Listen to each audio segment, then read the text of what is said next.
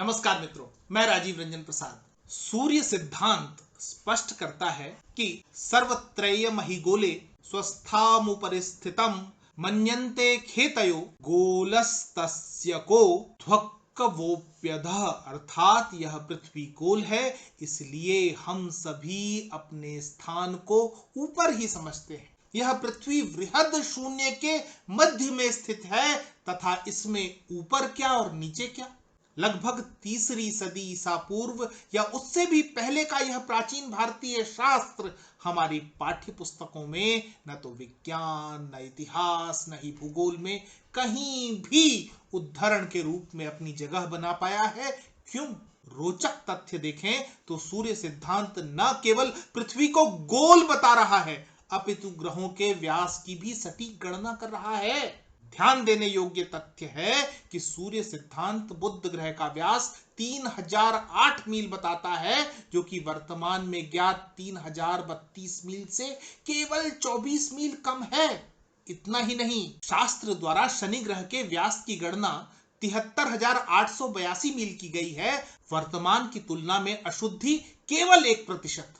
मंगल ग्रह के व्यास की गणना 3,772 मील की गई है। वर्तमान की तुलना में अशुद्धि केवल 11%। और इसी तरह सटीक गणनाएं अनेक ग्रहों तारों की इस शास्त्र में प्राप्त हो जाती हैं। एनसीईआरटी की पाठ्य पुस्तकों में पाइथागोरस है, जो धरती को केवल इसलिए गोल मानते हैं क्योंकि यही सबसे सुंदर ज्यामितिक आकृति होती है। उनका मानना था कि पृथ्वी ही ब्रह्मांड, उस समय सौर मंडल को ही ब्रह्मांड मान लिया गया था, का केंद्र है, इसलिए गोल है। संज्ञान लेना चाहिए कि भारत में ब्रह्मांड की संकल्पना इससे बिल्कुल इतर है तथा वह असीमित अनंत की ओर इशारा है, जो कि अब वर्तमान की मान्यता भी है। क्या आर्यभट्ट 476 से 550 ईस्वी ने पृथ्वी को गोल नहीं कहा था? उन्होंने पृथ्वी को गोल मानकर ही तो कर्क और मकर रेखाओं का निर्धारण किया है। क्या यह सच नहीं कि अपनी इन रेखाओं के माध्यम से बहुत बारीकी से आर्यभट्ट ने वर्ष भर में दिन और रात के समय के बारीक से बारीक अंतर की विवेचना की और उस दिवस का निर्धारण भी किया जब दिन और रात बराबर होते हैं? मैं यह नहीं कहता कि पृथ्वी को गोल बताने का श्रेय पाइथागोरस से छीन लिया जाए। मेरा कहना है कि हमारे विद्यार्थियों को आर्यभट्ट भी ठीक से क्यों नहीं ज्ञात होने चाहिए। आप विद्यार्थियों को अवश्य बताएं कि न्यूटन पेड़ के नीचे सो रहा था, तभी सेब गिरा और उसने जान लिया कि धरती में सभी वस्तुओं को स्वयं की ओर खींचने की ताकत है।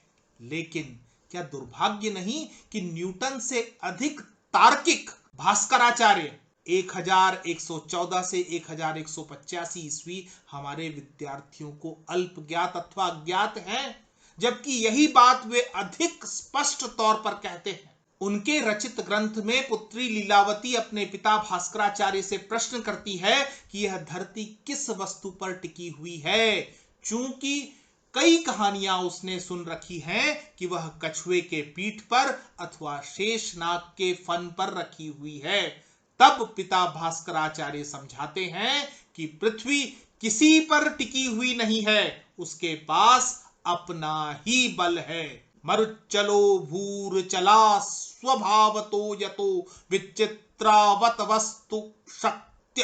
पृथ्वी की आकर्षण शक्ति सभी पदार्थों को अपनी ओर खींचती है। इतना ही नहीं, भास्कराचार्य सभी ग्रहों में इसी तरह के गुरुत्वाकर्षण शक्ति होने की बात करते हुए पृथ्वी के किसी आधार पर न टिके होने की व्याख्या करते हैं और कहते हैं कि आकाश में समान ताकत चारों ओर से लगी हुई है, जिसके कारण पृथ्वी समेत सभी ग्रह निराधार टिके हुए हैं। आकृष्ट शक्तिश्च मही तयायत खस्थम गुरु स्वभाविमुखम स्वशक्तया आकृष्यते तत्पतिव भाति समे समनतात क्व पतित्वयं खे। यह सब हमारी पाठ्य पुस्तक का हिस्सा क्यों नहीं है? वस्तुतः वैदिक समय से आरंभ कर वर्तमान तक के सभी शोध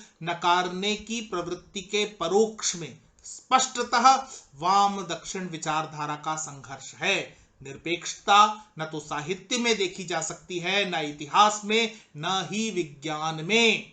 ऐसे में यदि हम अपनी शिक्षा व्यवस्था को चलताऊ, पाठ्यक्रमों को काम चलाऊ और शिक्षितों को एकमेव प्रवृत्ति कमाऊ मान लें तो गलत क्या है? विचारधारा का कीड़ा पाठ्य पुस्तक लिखने वालों को काटे हुए है।